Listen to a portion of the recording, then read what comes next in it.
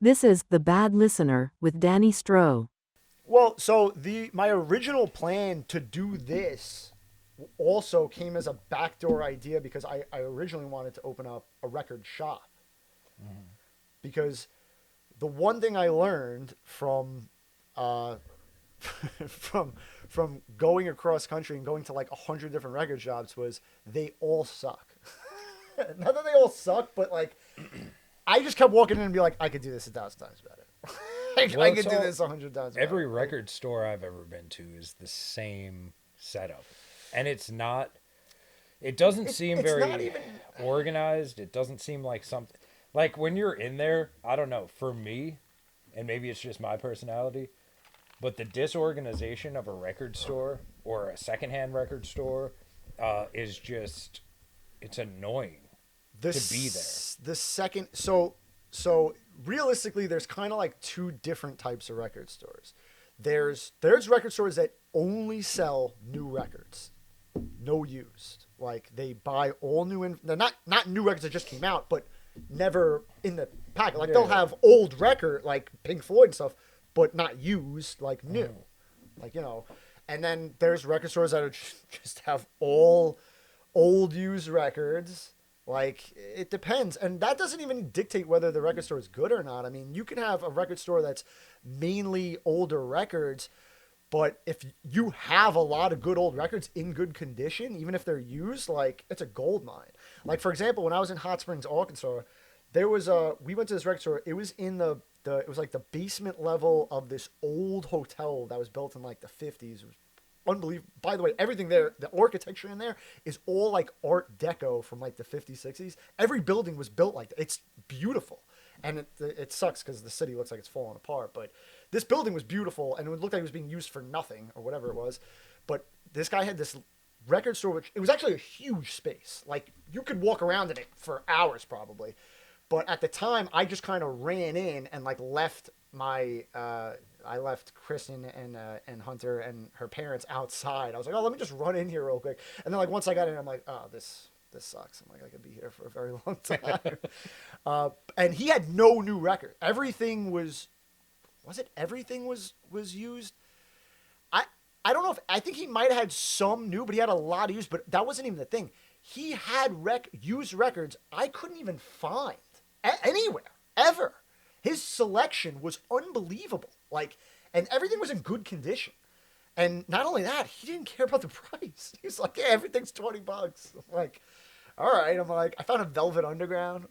No Can't find way. Velvet Underground. Yeah, That's wild. and I Like was an like, "Yo, original how much do Velvet. you want for this?" He was like, "Give me $20." I'm like, "What's going on here?" I'm like, "What?"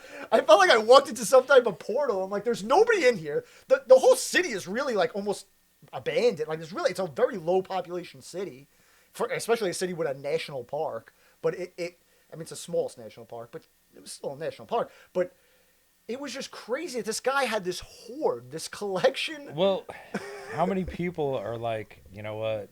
I've saved up and I want to get the family over to No, Arkansas. exactly. You know what Well, I'm saying? no, Like, yeah, yeah, even yeah. if it's a national park, like, you're not talking destination No, spot you're not. Arkansas. I get it. I get it. But it was crazy to see this like treasure trove of vinyl in this Sky store that nobody was in But I there. feel like that That happens all didn't. the time.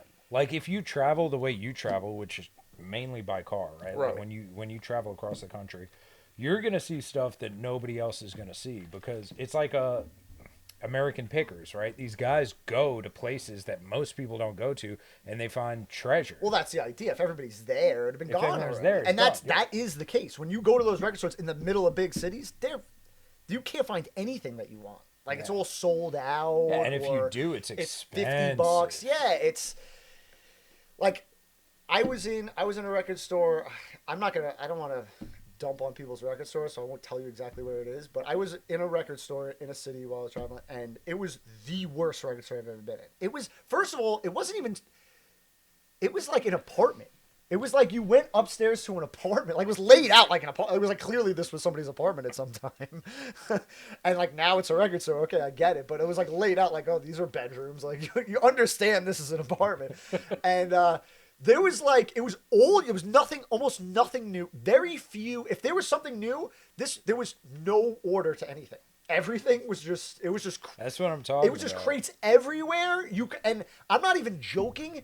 And I was there for like a good half hour, 45 minutes looking through records. I couldn't find one that I even considered I'd buy. Yeah. Like it was like the records out of everyone's collection that nobody wanted. Yeah. The whole store. It's like yard sale record store. But I mean, even at a yard sale, if someone just like puts out their collection, I'll do a no look buy. I'm like, did anyone go through that? I was like, I'll buy without looking. I'm like, you have to have something good. You couldn't have only collected bad records. Unless they shopped at the apartment record store. Well, no, but it's usually somebody's like lifetime records that they've bought over their, years and years and years, and now they're just like, I don't want to do anything with these. I'm gonna get rid of them. I've got Spotify, but they'll. In that case, I'll do a no. I mean, if it's like, oh yeah, 10 people went through these already, and it's like the leftovers. Yeah, okay, obviously there's not gonna be anything good in there. But that's why, like, if I go somewhere and I'll stop by a yard and say, hey, do you got records? And they'll be like, yeah, the crate's right there, and I'll be like, all right, now I have to look through it. Now, if they said, oh yeah, I think I have some inside, I'm like, before you even get them, how much do you want for the whole thing?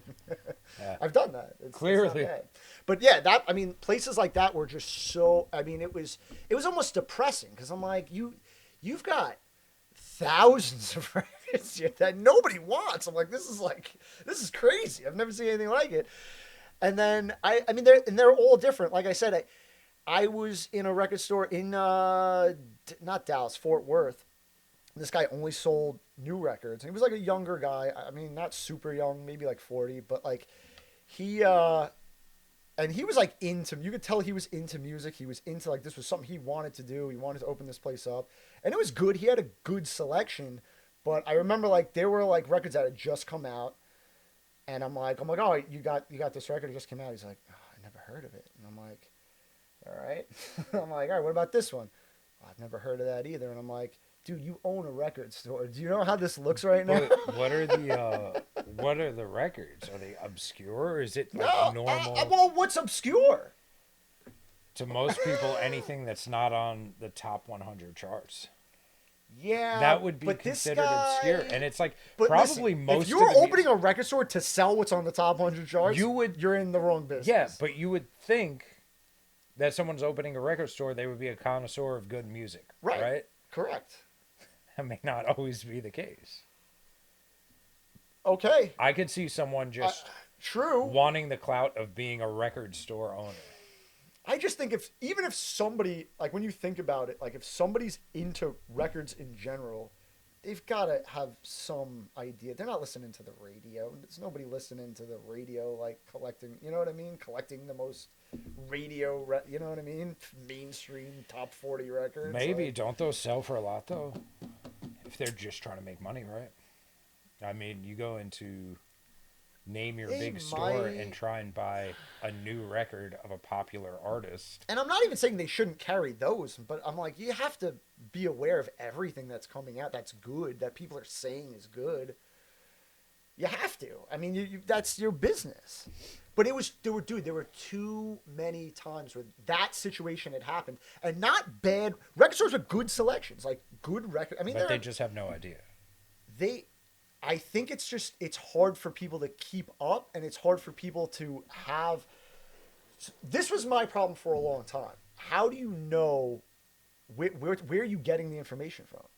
Because you're not listening to radio music, right? I mean, we're under the assumption that radio music's garbage, right? So if you want to know good records that are coming out, how do you know? Where do you go to find that? There's got to be some type of website. You got to find a website that's telling you these records dropped today. And there's got to be websites that show you what people are listening to that's good music and stuff like that. Like I said, I don't work for this website, but rateyourmusic.com, that website did it for me because I started using that website, and then it changed my life because it was you were able to find everything under every artist ever created, rated by the people. They tell you when it's coming out. Don't always agree with the ratings though. You don't have to, but it's a good place. Like this but is what I say. It's a good place to start. It's a good place to start. That was the only thing I would try to tell people is it's a good place to start. It's not. You don't take it by like. Listen, I don't agree with their. I like the genre. I like the genre setup where you're picking different genres. And then it explains different genre. It goes into detail about genres, and you can And at albums by genre. it does by list popular songs, but I don't know. I disagree with what a popular song is. Like some of the ones we looked up yesterday. Well, I mean, it depends on the art. Listen, the way I see it most of the time, if it's an artist that I like really love, I'll probably going to disagree with what people are saying about it. Like in reality, I'm probably going to look at it and say, okay, I think differently, but I'm really into this artist. Whereas like other people may not be as into it, giving their reviews on albums and songs. So it's different. I don't. Here's the thing though, like if I don't agree with it, I want to kind of like understand why. So I'll be like, all right, they think this song's the best. They think this album's the best. I wonder why. Let me listen to it again. Okay, all right, I see now why they like this song so much. Blah blah blah. You kind of like get a better idea of it. So at least that's the way I see it. It kind of like opens up the door a little bit. But everything it's all perspective anyway, either way you look at it.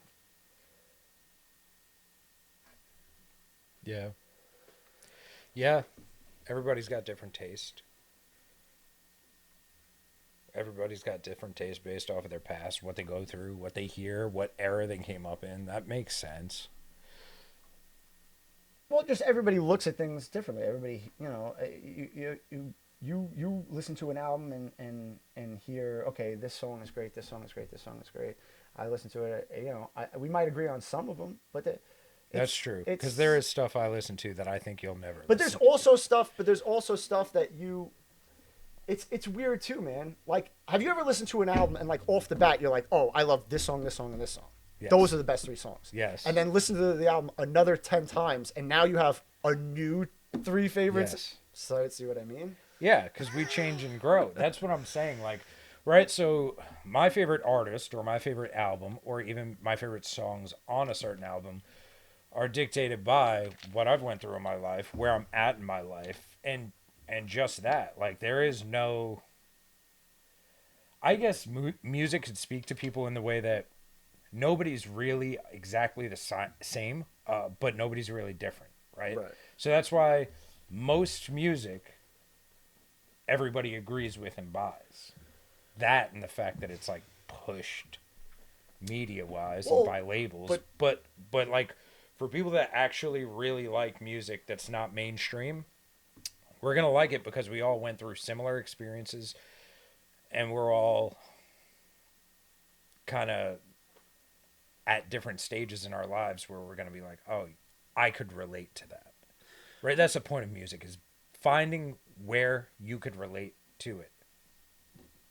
Yeah. Where it hits you like in your soul, in your heart, right? Well, yeah. Not all songs, but some songs. I mean, you could listen to like break stuff on a shitty day and you're like, yeah, I feel this, right? But you could also listen to Lose Yourself while you're running a mile, like on a treadmill, and you're like, "Yup, this is it. Yeah, like, this is what makes the hairs on my arms stand up at this point in my life." But I'm not gonna like chill out in my house with a glass of whiskey and listen to Lose Yourself. Yeah. Like different points in your life, different points in time. But I think everybody has those moments where they're trying to get after something or whatever they're doing or whatever they're feeling. They just had a breakup. They want to listen to sad music to make them sadder or whatever. Like, which we've all done that too. And it's like, oh, great, Yeah. No, I mean, of course there's that. Of course there's that. The biggest difference, I think, for music differences in perspective, I think nostalgia plays the biggest part in it. Because like stuff that you heard at a certain, like before, especially before you were like at a full adult age, or I'll say before you get to like your mid-20s at least, like there's a period where you listen to music and you were like, oh, this is like the best I've ever heard, whatever. And then years later, you're like, yeah, that's a great album. It's like, well, in reality, it's really not a great album, but to you it is because of that, because of what it meant to you then and what it means to you now nostalgically. But like that, a person who didn't grow up or didn't listen to it, or listen to it the first time now, they're gonna be like, it's not really that great. Like it's okay. Maybe, but I mean, when we listen to music from the 70s, 60s, 70s, 80s, we were feeling nostalgia for a time we never lived in, and it's still. I don't think we're feeling this. Well, if I'm feeling nostalgia, it's even that nostalgia is my father listening to it when I was growing up. Like that was like the first genre of music I ever really heard was classic rock because that's what my dad listened to. You know, you don't get to pick what music you listen to when you're 3, 4, 5, 6 years old. True. There was also no internet or anything. You only had the radio. Your parents put on one station. That's all you got. That was a different time. Or a cassette. Or a cassette. Yeah, well, yeah, my dad started buying CDs and stuff, but his CDs were like, I remember like the first CD that he played in the house that we were listening to was like Guns N' Roses. And it's like. What was your first CD? Do you remember? That I bought? First CD you ever had that was yours. Yeah, I think it was Follow the Leader. I'm pretty sure. Yeah. I think it might have been the same for me too.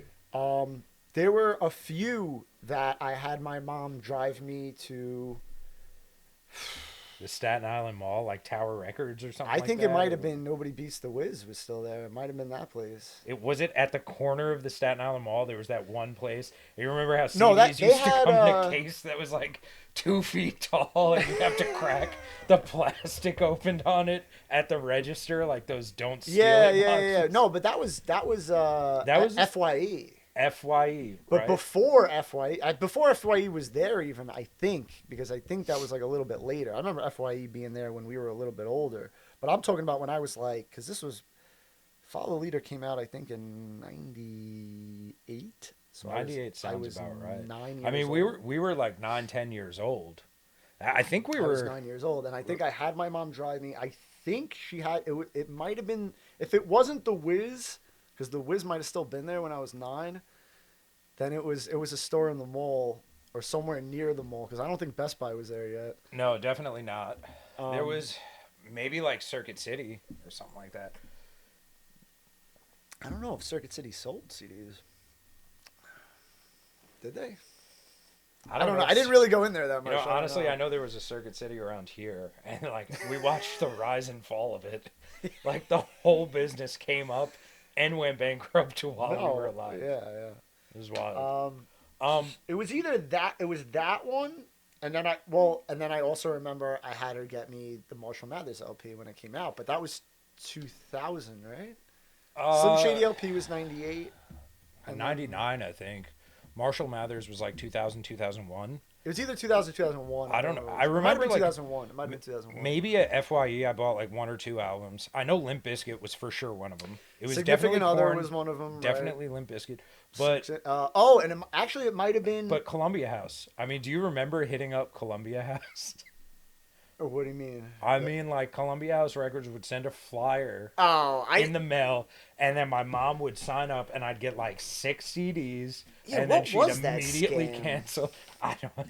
All right, so like, well, I don't fully because understand. I hear people talk about that, but I still don't fully understand. You guys what never it was. did it? I didn't do it. I didn't do it, but I remember getting the flyers. So for it was a subscription. They would put them in magazines. Yes. Like you would and open then it up would the be magazine. Like, it would be like get 6, 10 CDs for a penny a piece. A penny a month or something. Yes. They wanted you to subscribe. For no, something. you subscribe for like $20 a month. It was like something where you get your first like bundle of CDs for a penny a piece. Okay. Then you'll automatically have to pay, X amount of dollars a month.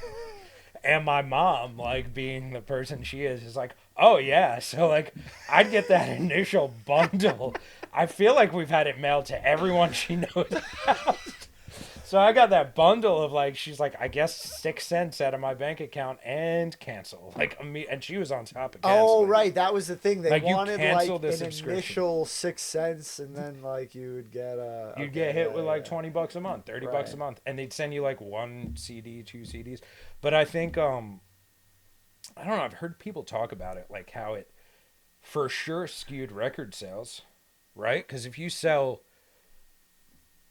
40,000 CDs at a penny a piece, you still sold But 40,000 CDs. I don't even understand how that makes, like, they didn't think anyone would do that, would cancel after they, it doesn't make any There sense. had to be something to it. There had to be some Somebody's sort of losing scam. money somewhere. Maybe I don't it's know. like, maybe it Then really again, costs. I don't know. How much did it cost to make a CD? It had to Nothing. cost like nothing, right? Right? So maybe It's plastic. maybe it costs like they're giving it out for cost, but they're marketing the hell Right. out of that artist, Right, and they're right. like, Well, well, they're they'll getting the sell name out there, tickets, right? Because this is pre-internet, right? You only had the radio. Yeah, I mean, like you said, it was in magazines, but yeah, I got a bunch of Columbia House records. It's like, that's where I got most of my albums from when I was a kid. Wow. No, we didn't do that. I never did that. I remember it, but I never. I just remember my parents going, "Don't. That's a scam." It is, So- it for sure, in one way or That's another, it's a definitely scam. a scam. And I'm like, okay. And I remember I'm like, look, you can get all these records. You're like 99 cents for 100 I'm like, records. I'm like, this seems like a deal. Yeah. It's legit like the timeshare of deals. The other record that might have been, I don't remember which one I got first, but one of the earliest ones I got also was the Kid Rock album. What was the name of that album again? Devil Without a Cause. Devil right? Without a Cause, yeah. That was also the same was a good time one. period, yeah. Yeah, Kid Rock was all the same time period. It was like Eminem, like That's all. It was all like '98. I remember, Korn. because I remember when Freak on a Leash came out, it was probably around the same time that Devil Without a Cause came out. I think Significant Other came out like a year later. Slim Shady LP was the same time as that.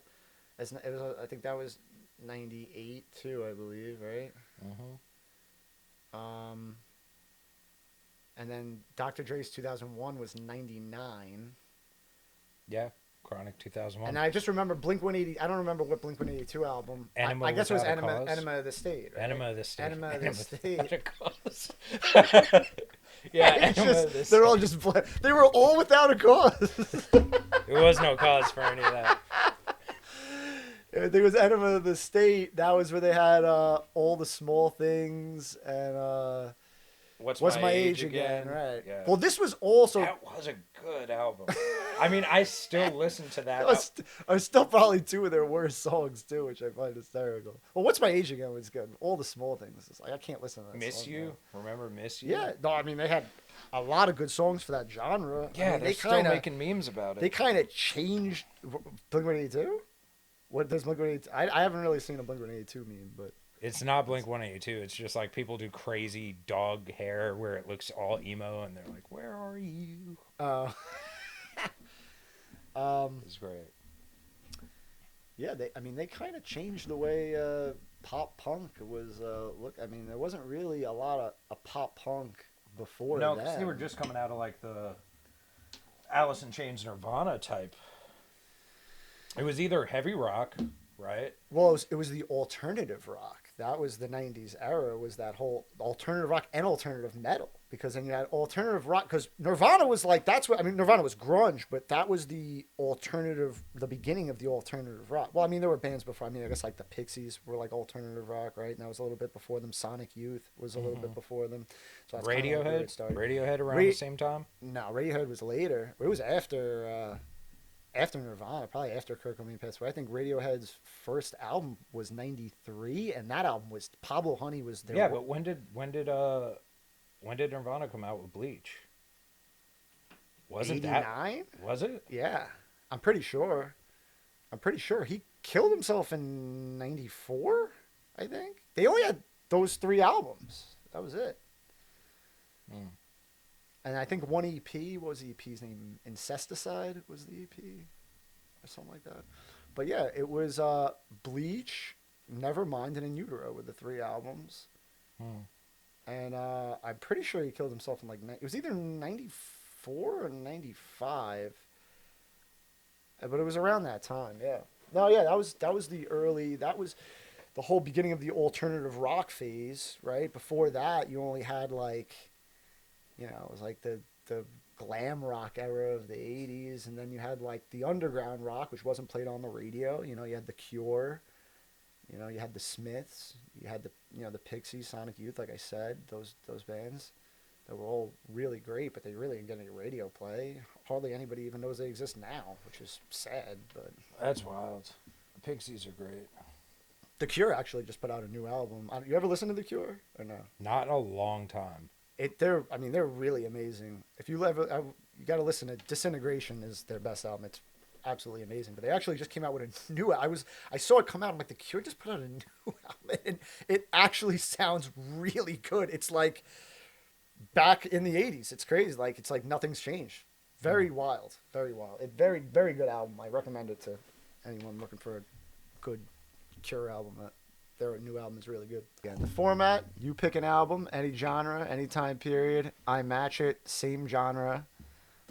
We listen to both. And then my new thing is I want to throw in a third bonus review, which I was trying to debate on whether it should be a new album or like a greatest of all time album.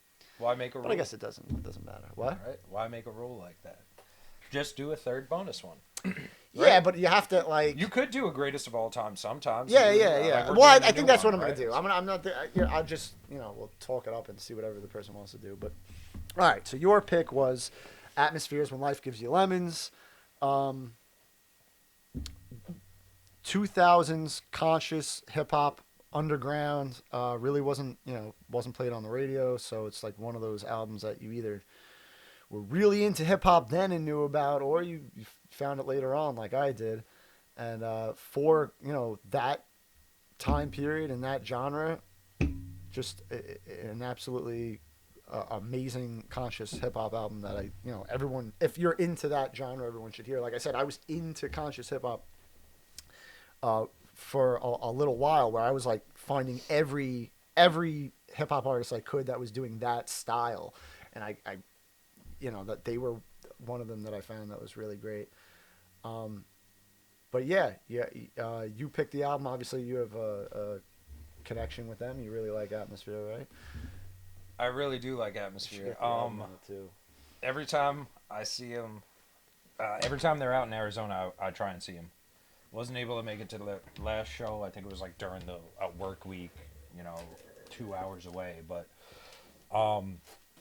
fantastic performers. Hell yeah. Look at that. When life gives you lemons, you paint that shit gold. Yeah. And it's a gold album. It's beautiful. I love it.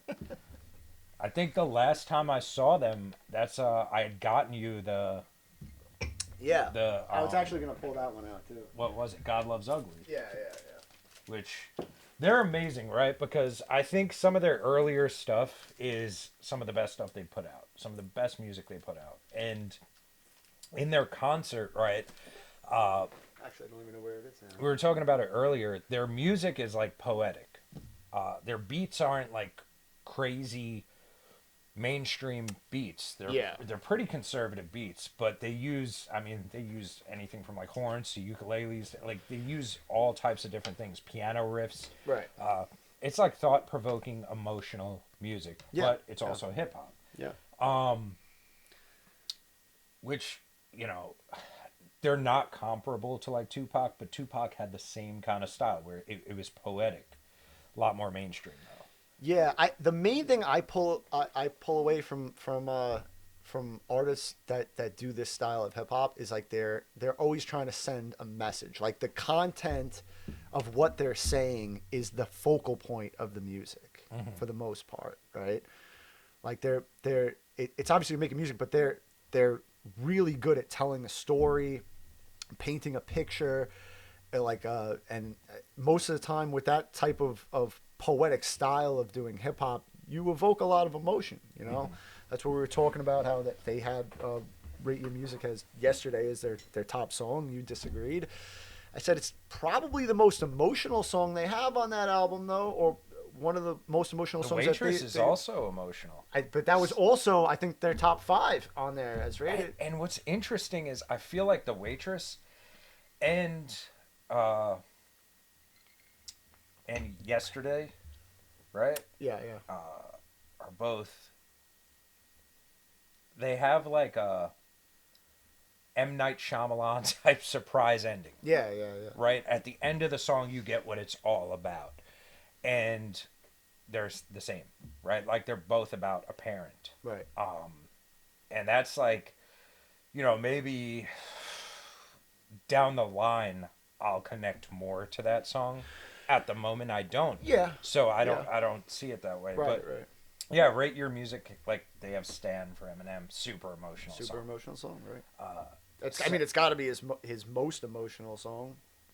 no, I don't know. I Well, don't know. that's not. I would for Eminem, I would say like he has a lot of emotional songs. Like Yeah, but Kim they is super different emotional, but that's emotion anger and though. rage. Yeah, yeah, that's a different emotion. Mockingbird's very emotional. Well, you also have to look at it from this point. Stan can be listened to and appreciated by people who aren't that into hip hop.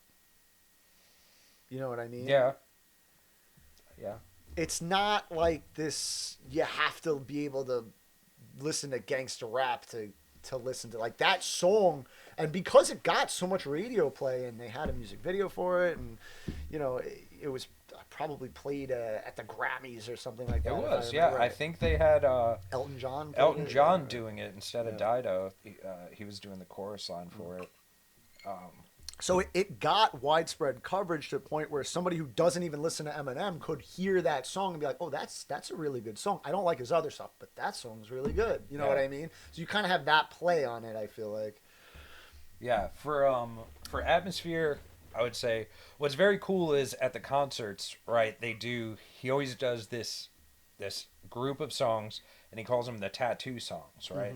And like atmosphere fans are pretty hardcore. I would say like if you're gonna go to the concerts, if you're gonna consume like all of their albums, like most people are either into it and they're like diehard into it, or they're not. A lot of people get tattoos. I know like people personally that have like God Loves Ugly tattoos.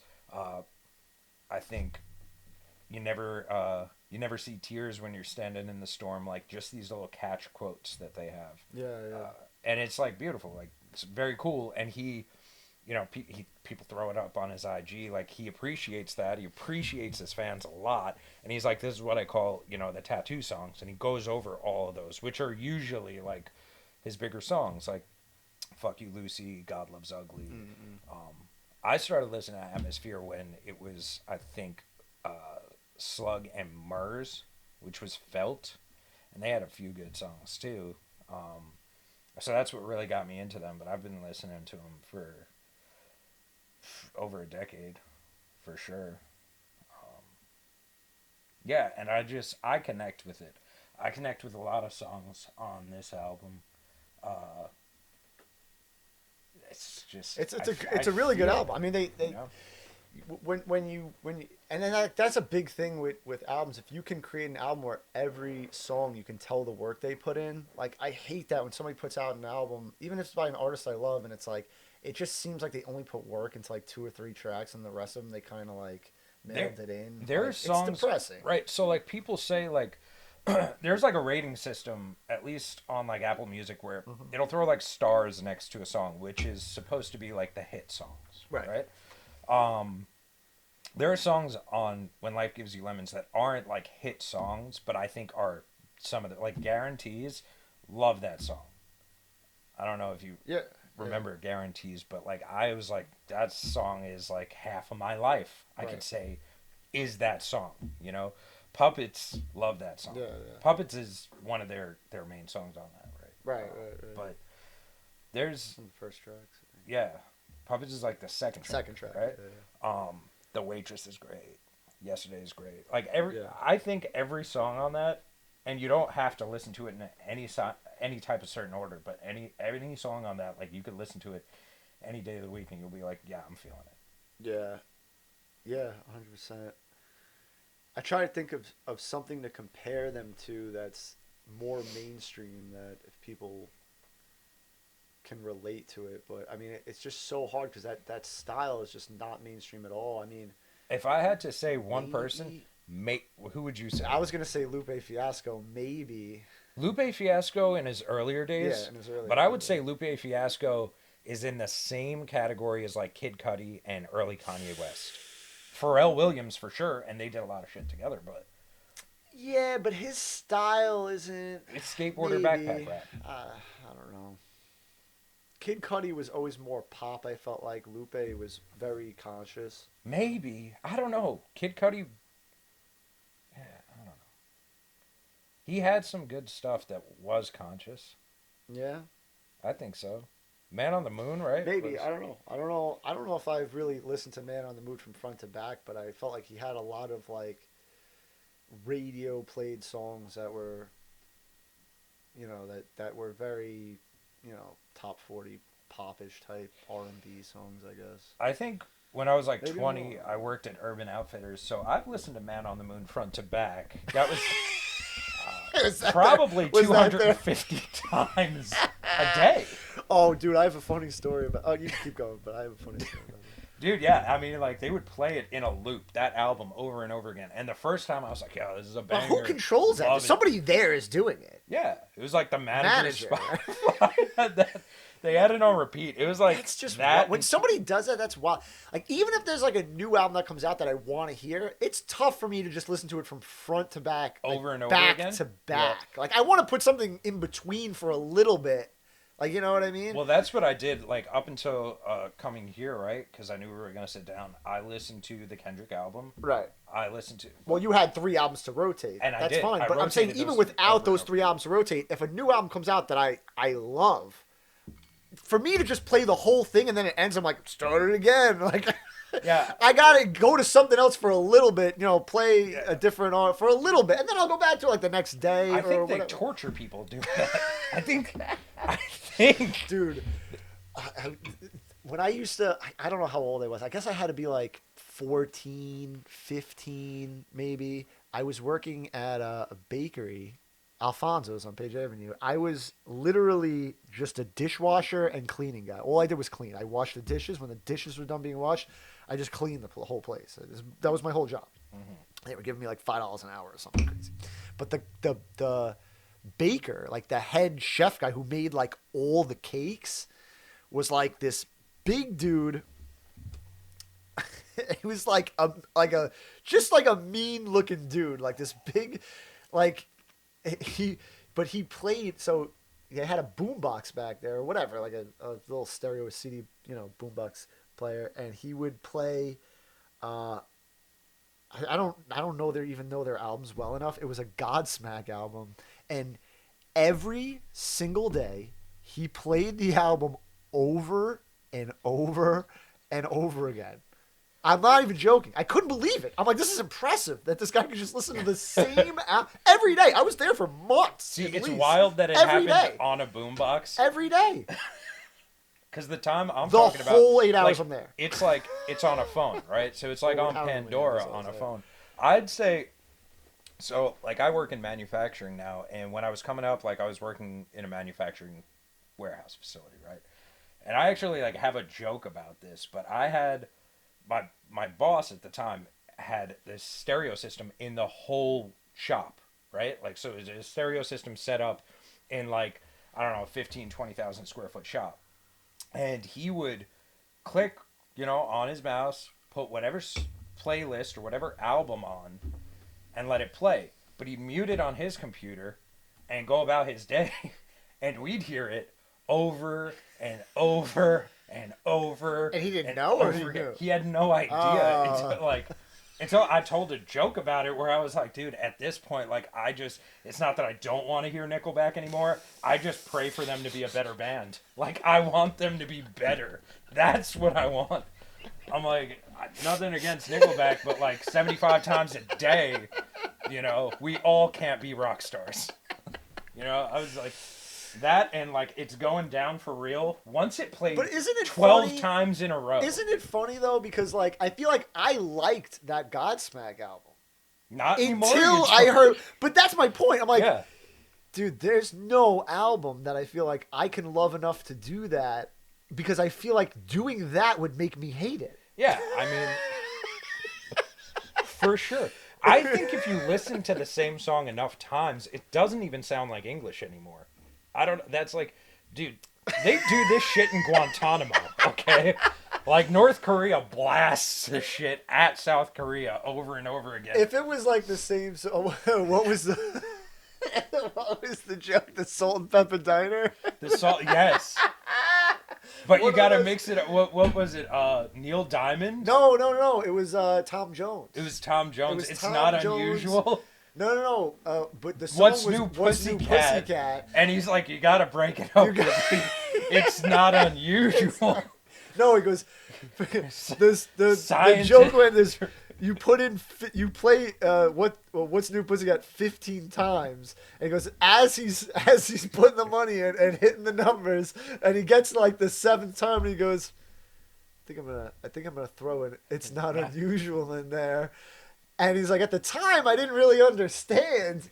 Until you go through the 7 What's New Pussycats, and then you get to the it's like, not unusual. Either What's New Pussycat is a really longer than I remember, or someone played What's New Pussycat Bro, 4 he was times. like, when It's Not Unusual started, the sigh of relief that you could hear through like- the entire time. I think he said, what is it? Scientists have wondered for decades how to make grown men cry to the song It's Not Unusual. And we figured he out. goes, oh, but it wasn't as good as when the next song played, and it's What's New Pussycat. Yeah, beautiful joke.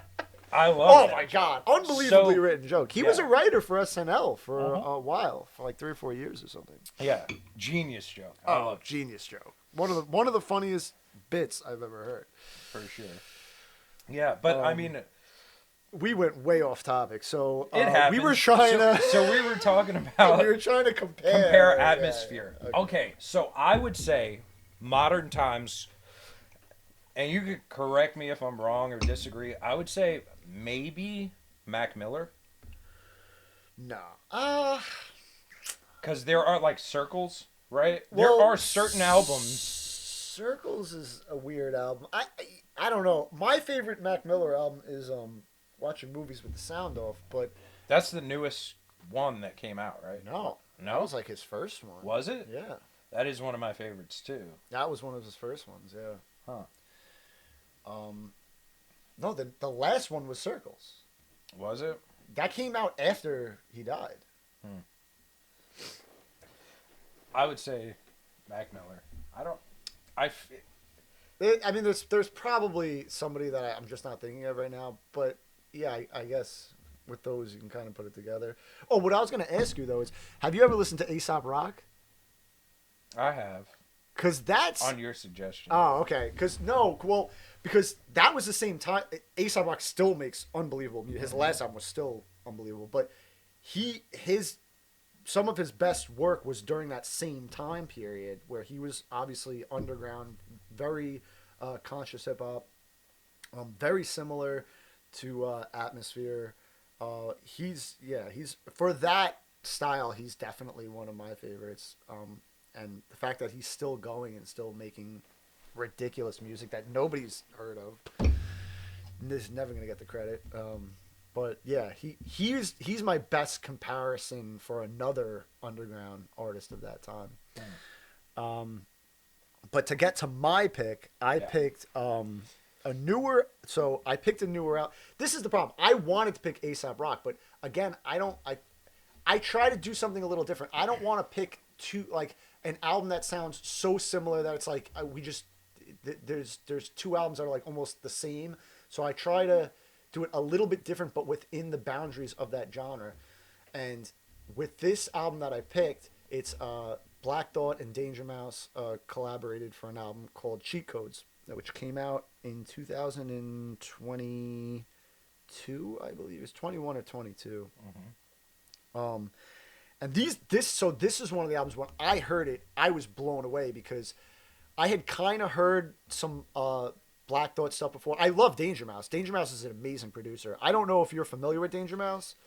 I read into him a little bit. I mean, he did Jay-Z's albums. Yeah, he did a lot of albums. He did a lot of Black Keys albums. He's not just a hip hop guy. Really? Yes. I love the Black Keys. Yeah, he's an amazing producer. And like when he produces those albums, though, he doesn't put his name on them really. He only really puts his name on them when he does like a hip hop collaboration. Like he did the Danger Doom with MF Doom, which was a great album that they put together.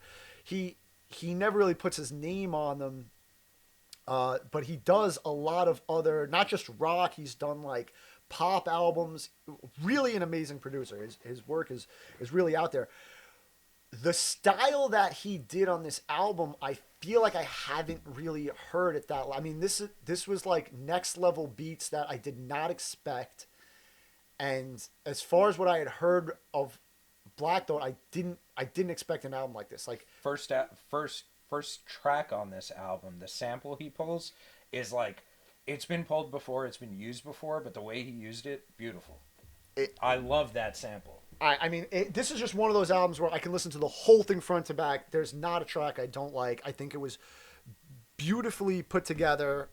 Just an Doom, outstanding. Conway the Machine, like sick. Yeah, there's a lot of collaborations, which sometimes can be bad on an album like this. I think it's really good, especially when you have a producer like Danger Mouse putting out unbelievable beats like he did. I think it's great to have collaborations from other great hip hop artists that are coming up right now. So this was something that was funny too. Do you know who Black Thought is? From the Roots. Yes, he's the. So I didn't know that.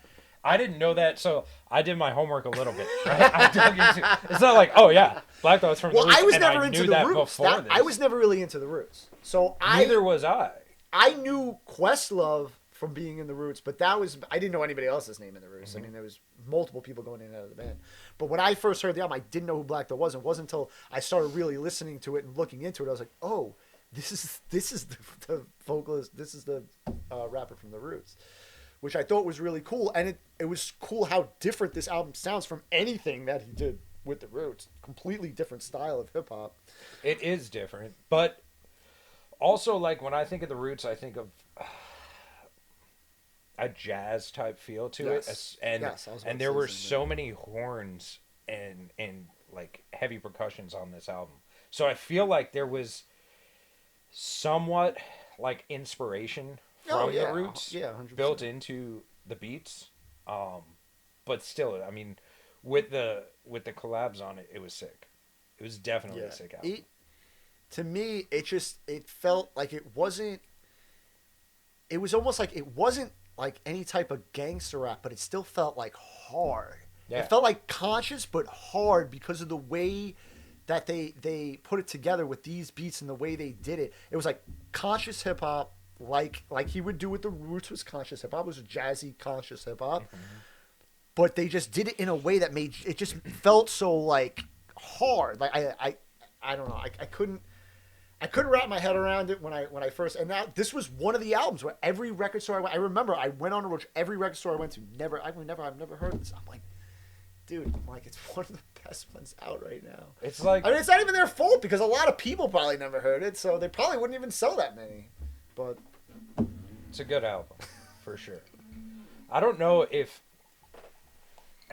how to categorize it. It's definitely not similar to Atmosphere, but it being underground rap, conscious hip hop, it is. It's just the sounds are night and day. Yeah. Right? Yeah.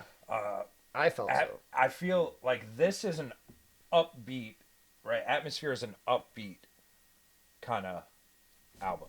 It's upbeat beats. There are sad songs on it. Yeah. But like still, like Guarantees is a really sad song. Right. At the end of the day, like it's about just life beating the hell out of you. Right.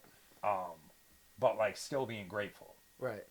Right. So there's some good stuff on there. That I don't know. I mean, I feel like. I mean, without a doubt, the messaging and lyrically being put together. I mean, Atmosphere blows them away as far as storytelling and being able to put a crazy message out there. 100%. But it's still like I said, if that's what you're into, then you're gonna like that album better. I mean, it's just. Well, I wouldn't say even better because I do like that album quite a bit. Like it's like a grungy type rap, but clean at the same time.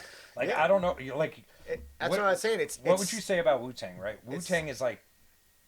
It's got like this guttural effect. Like it's raw. It's grimy rap, but it's so clean at the same time. Yeah, it's raw. Yeah. I get that feeling off of this, but it's like a classier version of it. Right. And I don't Yeah, know. it is. And I listen to a lot of hip hop that's similar in the style and similar in the style of beats, but this still has that conscious feel to it. And Black Thought has put out another album after this with another producer. I can't remember the name of it now, but it was actually a really good album too. It was a little bit more jazzy, a little bit more of the roots feel, but it was still a very good album. Um, but yeah, I mean, obviously, highly recommend both. But Cheat Codes is one of my favorite albums that came out. I think I had an argument with, well, not an argument, but we were debating on that year that came out was the same year that JID put out the album, the Forever Story. You ever hear that album? I probably heard songs off of it. Forever Story is a real his original album was the Never Story, and then he put out the Forever Story, and the Forever Story was a really good album, and it was tough. Like we were talking about which one was the best hip hop album of the year. He was saying, Forever Story was like hands down his favorite of the year, and I was like, I have to go Cheat Codes. I'm like, I love the Forever Story, but the Cheat Codes, it's just so I can listen to that all day. Like it's just so good, so masterfully put together. And nothing against the Forever Story is a great album, but those were the two albums of that year. JID is sick. He's really good. Yeah, Sick he's really good. lyricist. He's really Like, good. I do like his stuff. Yeah. I just don't listen to him enough to be like recall songs or albums. Yeah, no, but, I like, mean, I can't. I probably mean, should. I listen to because, like, way I too like much his music. stuff. I'm like the worst album reviewer ever because I can't recall songs at all. Yeah, really. you just be like, dude, listen to the album. But it's How like, about this? dude, I'm also listening to so much music across all. Like, I can't remember every song of every. Like, just listen to the album. Or just listen to the artist. Like, I can give you artists and albums to check out. Yeah. And I'm gonna make a million mistakes with names of songs and years, but it's hard when I'm listening to so much. Like, I can't retain all of it to that level. Well, one of the recordings we made, what was it, Devil Without a Cause? Yeah. No, I mean, that was but I was surprised I remember the name of that album. Yeah. Devil Without a Cause. Well, it was like, Devil Without a Cause. I'm going platinum. Yeah. Shit, I listened to that a lot. Dude, when Ball with the Ball came out, oh my god, Yeah. that was my favorite song for like weeks. That was my favorite song. Oh, that was actually something. I still love that song. No, it's I'll still a still- great like, song. dude, My name is. Yeah. No, like, I'll be running on a treadmill, right? So I have like a gym track list, which is everything from like metal Yeah. to rap, 90s, 2000s, now. And that song will come on, and I'll be like, all right, like fucking elevation up, like faster. There are some songs that just raise the hairs on your arms, boost your adrenaline, and make you want to like just get after it. So and I love that shit. I found on YouTube a live version he did of that song at Woodstock '99. Do you know we saw him? Yes. No, you brought this up before. We didn't see him. The concert didn't start yet. It was going to start. No, we saw him. I don't think it started yet. Okay, so we were in the parade. We were in the Mardi Gras parade. I don't And even when think that was the the same. parade ended, he was on stage. What, he was on stage already? Yeah. I thought for some reason that he wasn't on stage yet. Like he was about to get on stage, and we were walking past as he was about to. We saw him. We saw him perform like 2 or 3 songs, and then we left. But in the what middle of is it? So that was Universal? Okay, I was gonna say that wasn't Disney, right? I don't think they'd have him at Disney. I don't think that was the same day as the parade. I think the parade was at Disney, and I think we were at Universal a different day. I don't know. We'll have to ask. There were other people there. Because the parade, I'm pretty sure the parade was it was at. Mardi Gras. It was a Mardi Gras parade. We were throwing beads at But it people. wasn't at. But weren't we like around a lake? I thought that was like the Epcot Lake or something. Maybe it was at Epcot. I don't. We were in Florida. No, we were I at know, one I of like know. the Disney hub places, and I remember being in a parade. I remember the parade ending. Kid Rock's on stage. I said, "What the fuck is he doing here?" Strippers in remember it was a cages kid- on stage, and I was like, "There's a lot of Maybe it families wasn't on stage, I around." don't remember. It was aggressively Kid Rock for a place that like you wouldn't think you'd see him, but I Right. mean he was super popular at the time because Yeah. So why not? you know? Yeah. And that was later on because I think that was when we were like 15 15, maybe. I think. So I mean, that's not even close to when Devil Without a Cause came out, like 98. So that, I mean, this was, he had to be 2 albums later. But we were listening to him when we were like all throughout. Yeah. Well, he had that song Cowboy that came off the next record. He was pretty popular for a while after that. Yeah, it's still pretty cool. Oh yeah, His house is now the he's White super House. popular. Yeah, I saw that. That's wild. It's wild, man. There's a few people that have that. Like, they architecturally built a copy of the White House. There's Oh, a yeah? couple of them. You can find a company that does it. Like, I looked into it. I'm like, that's dope. And he's like, yeah, 50,000 square foot mansion, 2 rooms. I'm like, what the fuck? It's What do you mean 2 rooms? He's got 2 bedrooms in, like, I don't know if it's 50,000 square foot, but he's got a huge mansion, right? Yeah. He's got 2 bedrooms. Like, Okay. that's it. You in a house like that, you would have like 4 or he 5. must not have kids, right? Does he have kids? I assume he has 12 or 13 kids. I don't know for a fact, but I know the man that I've seen on TV. He doesn't strike me as a pull-out kind of guy. You know what I'm saying? He's a devil without a cause. Like, yeah, if you could top me off too. Yeah. Yeah, so we were doing a few cuts. We were talking about what, Limp Bizkit, Kid Rock, like all that 2000s era. Yep.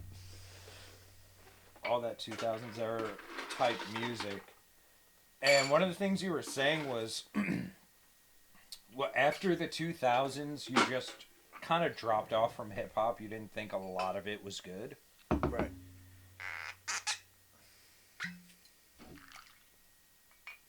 Were you not into any of the commercial stuff at all, or what? The early 2000s I was, because I was still young. Like, I was so hyped off of, Get Rich or Die Trying?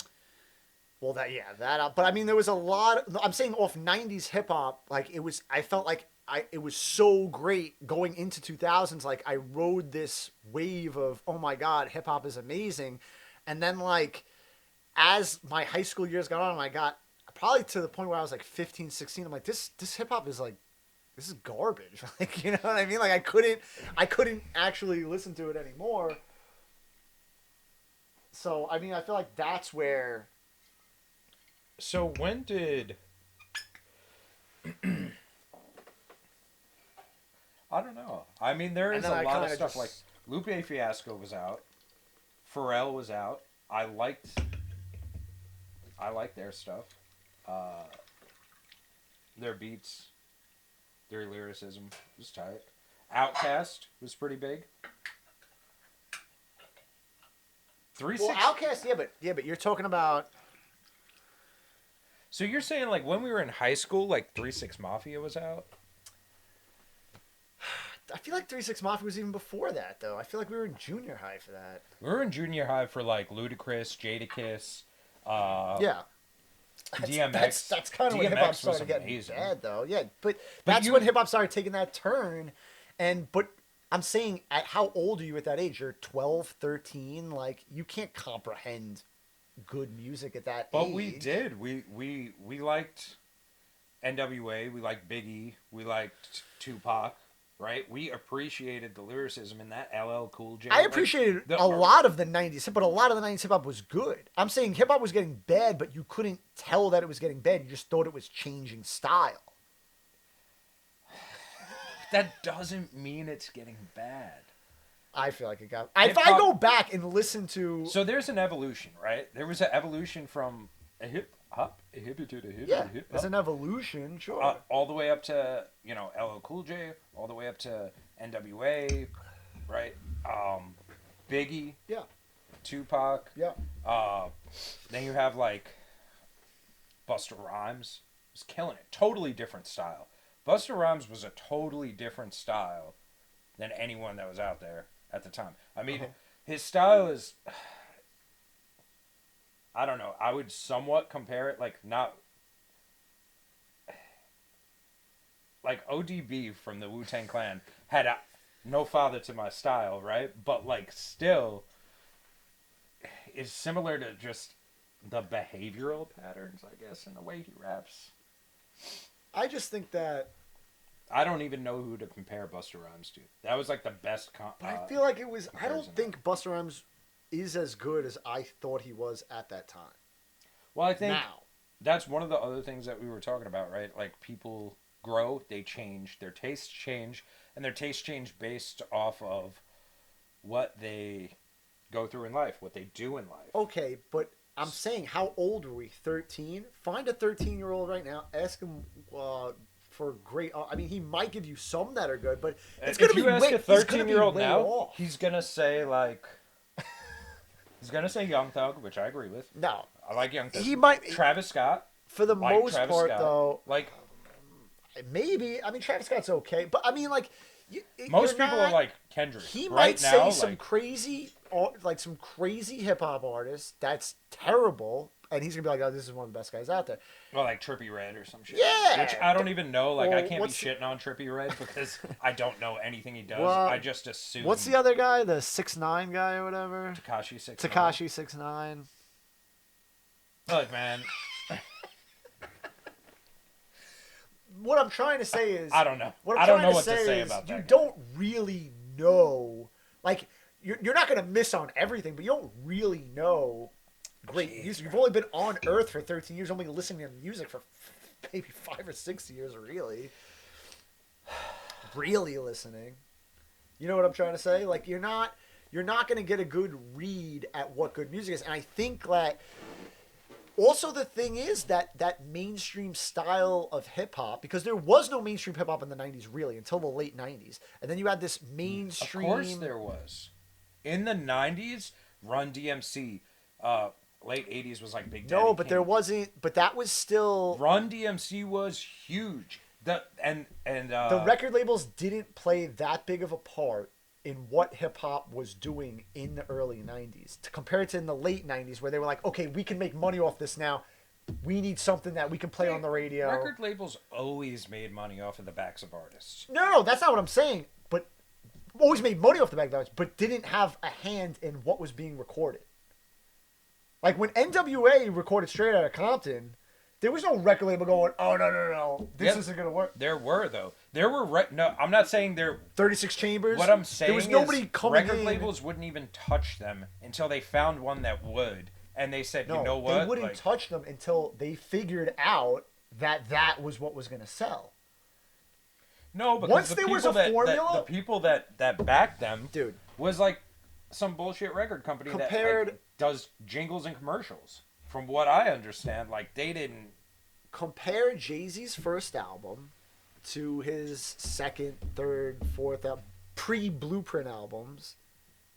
There was clearly a formula given. This is what's going to play on the radio. This is what's going to sell you music. Those are his worst albums. Those are his worst albums. Not his worst, but they're bad albums. They have one or two good songs, maybe. Big Pimpin', are you kidding me? H to the Izzo? It's almost a joke. I love that song, man. But to call that great hip hop, that was clearly made it's to play on the commercial, but, radio, like- and that's what was going on in the 2000s on the radio. I think that goes on all the time. That's always gone on. You have to have one for But the yourself, game is one the for game has changed now because of the internet. Like we said, the game is different. It's not. You don't need to follow the rules of the radio or the record label. You can create your own record label. You can put your stuff on the internet. If you're good enough, people will find you, and you will be popular. The problem is distribution, and the problem is making money off of that distribution. So yeah, I could put out the best album of all time on YouTube for free and everyone knows who I am, but like I guess the only way is I'm monetized on YouTube. That's not. However, if YouTube doesn't like the shit I'm saying on that album, they'll suppress me.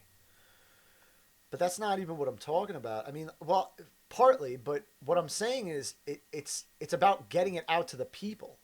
It's about people being able to listen to it. Like I said, if the radio is the only form of somebody can listen to it, then those record labels control who gets on the radio and who gets heard. How do you get heard if you're not on the radio in the 1990s, early 2000s? You can't get heard. True. Once these platforms open up, that changes the game because now people are like, hold on, there's this guy online who's way better than what's on the radio. There's a few people that Bieber got discovered that way, right?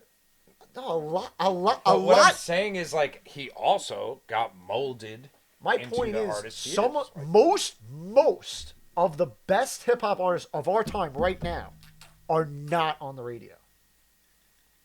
They're not. most of the best hip hop songs, like I'm not condoning radio play for songs because what I'm saying is like most of the best songs ever by the artists that were on the radio were never played on the radio.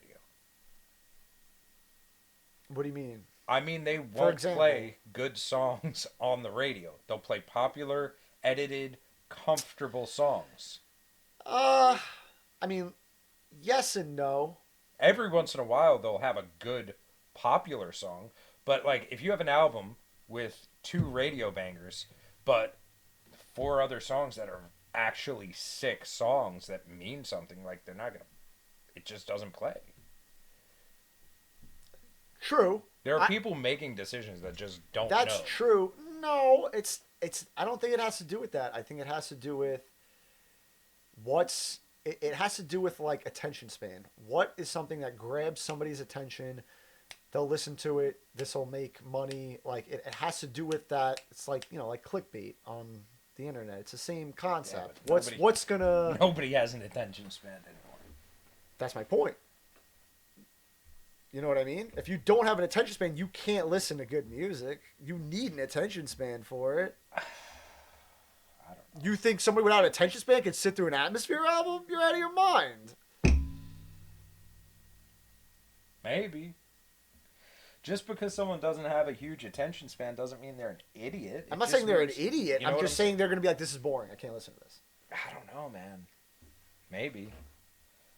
I've played this experiment with people for years. Listen to this album. Yeah, I got through the first song. It was boring. I turned it off. That's wild. It happens all the time. Because the radio has trained people that there's like this certain like type of music that you have to it's this quick catchy jingle, this catchy chorus, this catchy tune, this to get your attention that you can get stuck in your head. Yeah, that's right? the point of a hook. Right. You don't need a hook. The best hip hop albums right now don't have hooks in the Yeah, but a songs. lot of songs have hooks. A lot of Rock, songs have rap, hooks, like but they're not radio worthy hooks. I think to be radio worthy, you have to have a hook. Sure, but I don't. What are we talking radio worthy? It doesn't make any sense. Yes, I know. The idea of somebody saying that this could be on the radio, but this can't. It doesn't. It's a controlled opposite. It's the same thing what's going on right now with the news. You can't listen to the news because it's a whole bull. You need independent journalism online, so people turn to independent journalism. It's the same thing. Yeah. It's the same concept, but it's just what I'm saying though is those artists right now that are the best artists, they're not getting any. Danny Brown. Is Danny Brown on the radio? No. And he's one of the best out right now by far. I don't know if he's one of the best. I like his shit for sure. I mean everything he does is, not everything, but most of everything he does.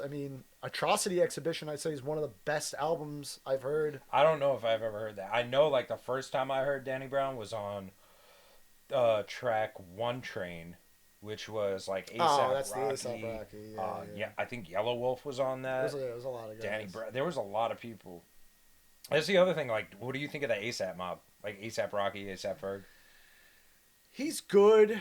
Older stuff, though? His older stuff is better. He's not bad. He has the ability to do some pretty cool stuff. The style's not bad. It's nothing that jumps out like in a crazy way to me. That's where it jumps out at me. Like, Yeah. especially their first albums. Yeah. There's I feel like they fit into the same category as Pusha T. Pusha T is. So I didn't like. This was the thing for like when I was going through this phase where I couldn't listen to gangster rap anymore because I was like, oh, gangster rap is about the same stuff. It's just about like there was content. There's no content to it. They're rapping about selling drugs. They're rapping about shooting people. It's the same thing over and over again. It's on repeat. Now, after being through that, like I couldn't listen to My Name Is My Name. Now, I could listen to that all day. Like it's just the way you perceive it, because now I'm going just based completely on how it sounds, and the content really doesn't matter that much. That's why one of the people who kind of broke through with that with me was Freddie Gibbs, because Freddie, you ever listen to Freddie Gibbs? Mm-hmm. Freddie Gibbs is like the quintessential only raps about selling drugs, murder, gangster. It's like the hardest gangster rap, but there's nothing else. Like it's the same. Well, And Conway the Machine does that. Benny the Butcher does that. Like, I can't listen to a song that they don't mention fentanyl in. Like, it's insane. Like, right. But what happened was and I didn't even understand it at first, because I'm like, wait, Madlib did an album with Freddie Gibbs? I'm like, I don't understand this. I'm like, why'd he pick Freddie Gibbs? Like, you're not, you know what you're getting at. But the thing is, Freddie Gibbs is actually really good at rapping. He's very good. And with those beats and with like just listening, just taking away that, all right, it doesn't matter what he's rapping about, it sounds amazing. And you know, now I turn, I'm like, any song that Freddie Gibbs is in, I want to hear it now, because I'm like, it's got it. yeah, it's good. He's sick. really talented. So I gotta say, the whole idea, right? Like you don't have a lot of structure to it, but the structure you do have, like you choose an album, I choose an album. Yeah. It's hard, man. It is hard to choose an album. Because, it isn't. I mean, like you're saying Freddie Gibbs now, and I'm like, oh damn, I could have chose Freddie Gibbs. I should have went with. I mean, the first thing I was thinking was like 36 Chambers, right? Wu-Tang. Yeah, I wanted to go with that. Yeah. But the problem, and I think you've said it before, is like, what could you say about an album that everybody knows that hasn't already been said? Right. Right? Like, where would we go with that? I mean, like, don't get me wrong. There's always perspective and stuff like that, but yeah. But that wasn't even my point. My point was to pick something that's not super popular, just so it gives somebody an idea. Like, I didn't want this to be like, oh, let's talk about an album that everybody's heard. Like, it was like, let's talk about an album that you haven't heard, and maybe now I just made your week. Yeah, for sure. Well, you did with that one. I know I've listened to it before. Right? Danger Mouse, Black Belt. But listening to it again and, like, listening to it, like, listening to it, you know, like over and over, splitting it up, but like listening to it over and over. It's sick. It's very sick. I love the lineup on it. It's great. It is great. And then what's the name of the new Kendrick album? GNX. GNX. That was the third album we did. Right. What'd you think? I loved it, man. And yes. I was so hesitant because I didn't really like his last one. And I'm a big Kendrick. Listen, I think Kendrick has all the criteria to be the GOAT. Without a doubt, I think he certainly thinks so. I mean, but realistically, he doesn't put out bad music. Every album, there's no bad album by Kendrick. We talked about it yesterday. His worst album is still a great album. My favorite record, my favorite record on this album is like the first track. Just goes so hard. It has everything in the beat that I love about a beat. I don't know how to explain it any other way. Yeah. That beat is just, it's so sick, and it's like, I'll look for music with similar beats to that. I could honestly, like, as long as it's not complete garbage, I'll listen to a song with like just a hard fucking beat like that. Yeah. That being said, I think my favorite track by Kendrick is Nostalgia, and we were talking about that yesterday. And we've read that article about like how he throws all the numbers together, right? And it's funny because when he must have did that, because like thinking about it, it's like, what was the point of doing that? Nobody, even if somebody looks into it, it's like most people aren't gonna know. Like, you know what I mean? Most people aren't gonna know. Like, that many rhymes in an album, that many bars, like 36 bars. It's just insane the work he put into it behind the scenes. It's like, so that's why I agree. Like, you could say, you know, Kendrick's the GOAT. He literally coded a rap verse. Yeah. There's an underlying code for every word and every number, and then adding those numbers together to come out with his Yeah. birth year. It's insane. Yeah. The work that goes into that, and like the work that goes into that like 95% of people will never even realize. He just fucking did it to do it. That's Yeah. special. Yeah. That's pretty sick. Well, no, I mean, just looking at everything he's created so far, he hits every point that you want to hit when you want to hear a great hip hop album. His style, flow, cadence, his ability to, I mean, it basically is conscious hip hop where he's telling a story is very, he's got a message, everything. I mean, the way that he's able to create albums that sound vastly different but still amazing altogether. He can do, when he did To Pimp a Butterfly, he does this jazz type R&B album. It still sounds amazing. Still able to go all over the place with his styles and what he's rapping about. I mean, it's just, you can tell the talent's there because it's like you can throw anything at him and he's going to conquer it. Like it's crazy. Mm-hmm. And even though I don't like his last album, I understand that it's a work of art in itself. I mean, it's a lot of like poetry type stuff, and it's a lot of emotional type stuff. Yeah, for sure. When it comes to his work, I think I gravitate more towards the stuff that's not in that style. Like as far like I loved Good Kid, Mad City, and then To Pimp a Butterfly, I was like, this is great, but I want it to kind of be more like Good Kid, Mad City. And then he came out with Damn, and I was like, I loved it. And I was like, in my mind, I'm like, this is way better than To Pimp a Butterfly. And people are like, are you out of your mind? To Pimp a Butterfly was the best. And I'm like, no, this style that he's got in Damn, like that's, and then it's almost like he's going back and forth. Then he does the same thing with Mr. Morale. He goes back to Mr. Morale, and it's kind of like this more, again, emotional, poetic piece of artwork that he's trying to create. And I'm like, all right, I get it. It's great. There's some great songs on there, but I still like Damn better. And then you come out with GNX. I'm like, oh, he's back to doing the Damn thing again. Like it's the same ways, and he's just going back and forth. And that's what I'm saying. It's like he can do it all, and he never fails. It's almost like he's, a lot of people, a lot of albums will have, I don't know, what do you say, like 12 to 16 tracks on it? A good one, yeah. Right, 12 to, let's just say like a dozen tracks. I would say 12 to 15 is what it should be. I feel like out of that dozen tracks, you got something that's going to play on the radio. You got something for every listener, right? You have to mix it up. So like you got a radio play song, you got a hard song, you got a soft song, you got something that'll play in the club, you got probably another radio song, you got something poetic. Like it's all mixed up.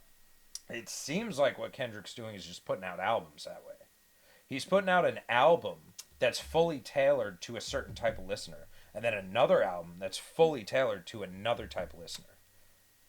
Maybe. Because, like, I'll listen to Mad City, I'll listen to Damn, I'll listen to GNX. GNX. I'll listen to those three. Love them. Yeah. Probably won't listen to the other ones that much.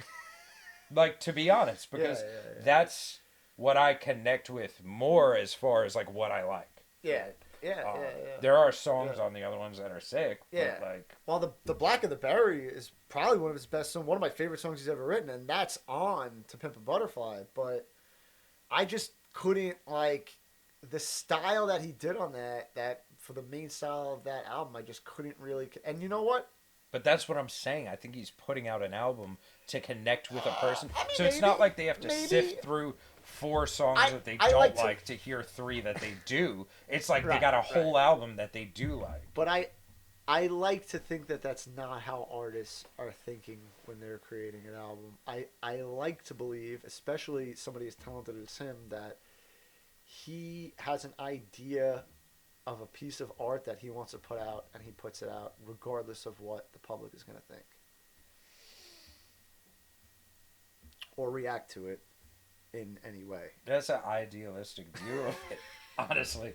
And not to be like, But it in all is, reality, I don't think he caters to the radio play. I mean, I don't even think there was a song off the last album that was ever played on the radio. I mean, Damn had Humble, but outside of Humble, I don't think they played any other song. honestly, I wouldn't fucking know. I hate the radio. So, Well, you know what I'm saying? I But, like, only know from like being inside places and the radio's on, or being at work and the radio's on, and you hear like songs playing. Otherwise, I don't ever choose to listen to the radio. But plus, it's interesting too. Like now, the radio is not the radio.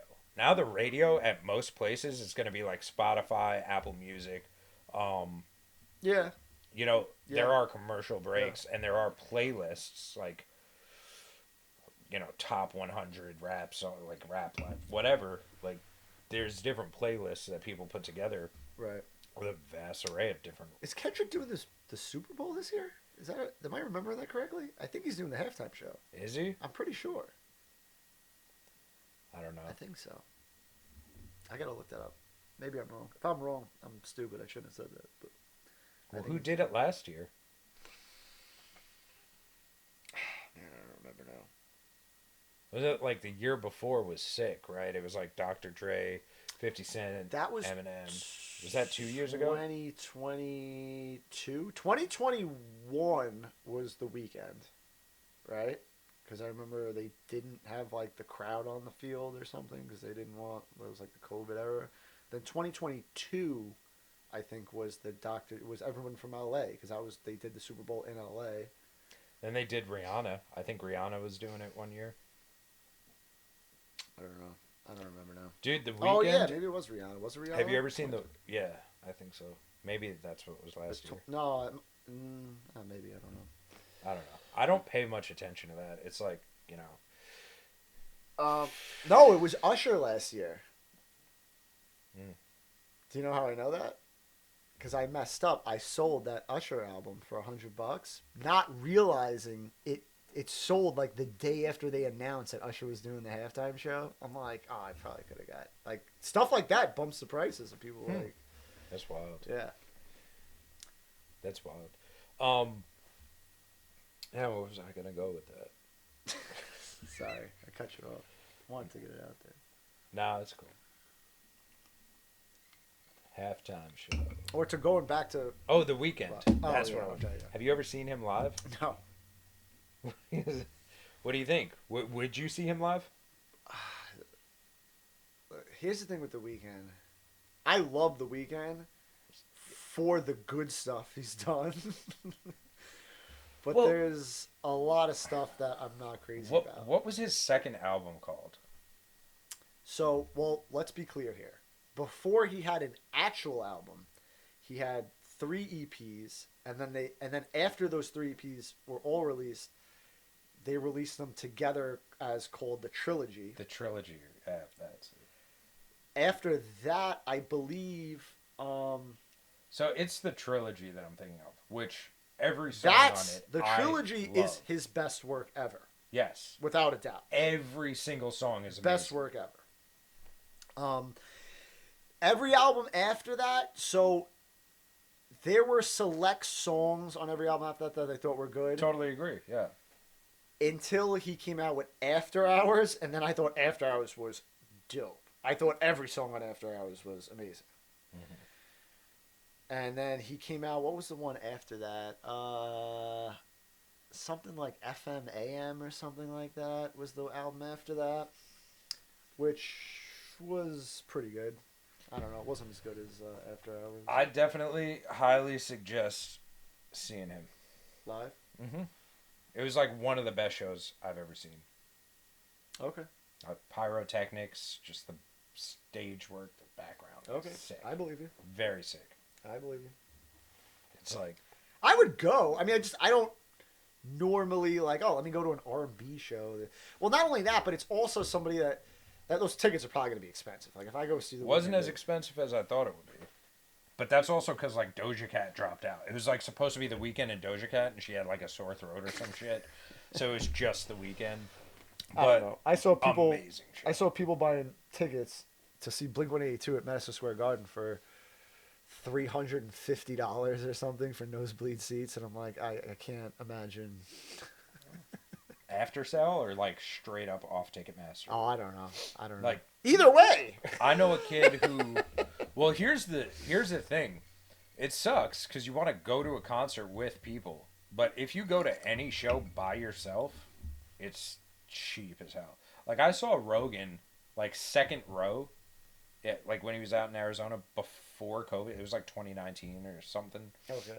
and it was like $100 for like the second row. Okay. And That's not bad. and I was talking about the weekend with someone I was working with, and his son spent like $150 and was like 4 rows back. And I was like 4 rows back. I was like in the bleachers, like not total nosebleeds, but I was high up there. And the pyrotechnics, man, I felt the heat. And he's like, "Yeah, I burnt my eyebrows. It was hot." But it was a dope show.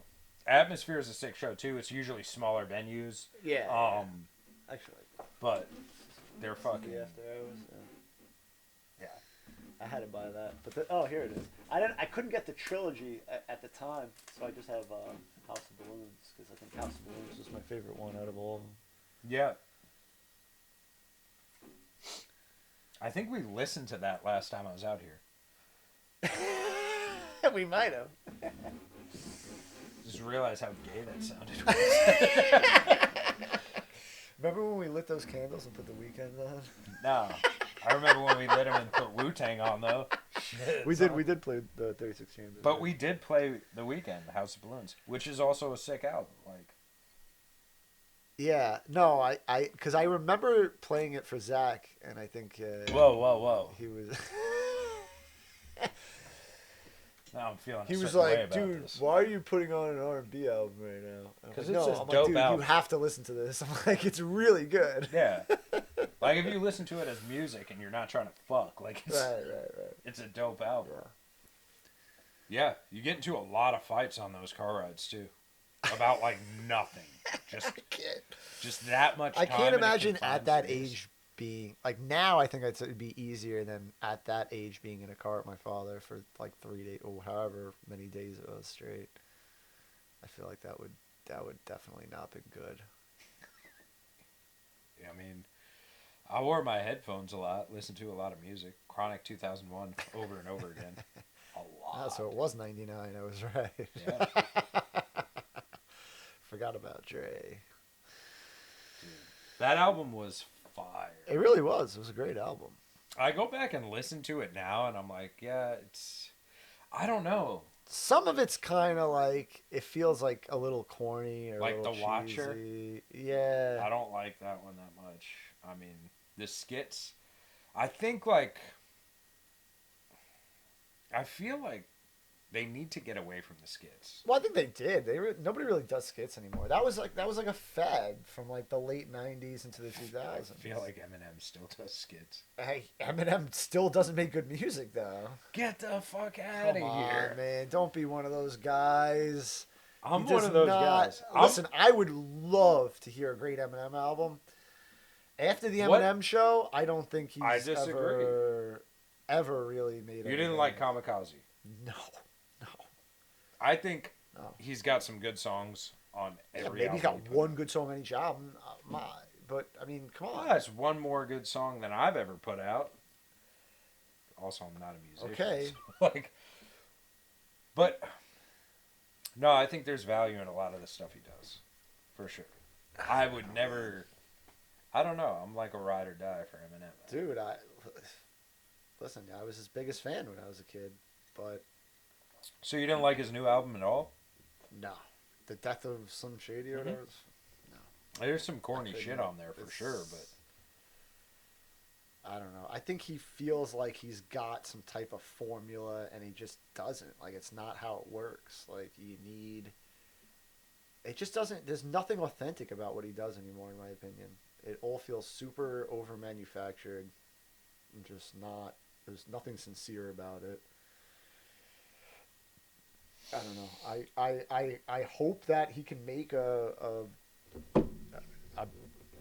I'm gonna say a great record again, like some Shady LP or Marshall Mathers LP, but you didn't like Marshall Mathers too? when that came out. No, and I was hyped for it. I thought he was gonna put out something good. I don't know. I just everything kind of falls short. I mean, there's a song here and there on albums that are like, all right, this one's cool. This What one's about cool, Recovery? But I'm not, dude. I'm Really? I don't think he's not skilled. I just don't think. I just don't think his heart is in it in a point where it feels like he's just trying to either get money or he's not. There's nothing authentic about it anymore. Well, that's It's not that he's not skilled. He's a very skilled. He's this very skilled lyricist. You know, he can rap. He can rap. he's one of the best, I would say. Yeah. But if you're looking for, I don't know.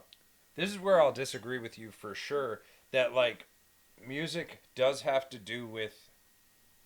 I think different music could touch different people different ways.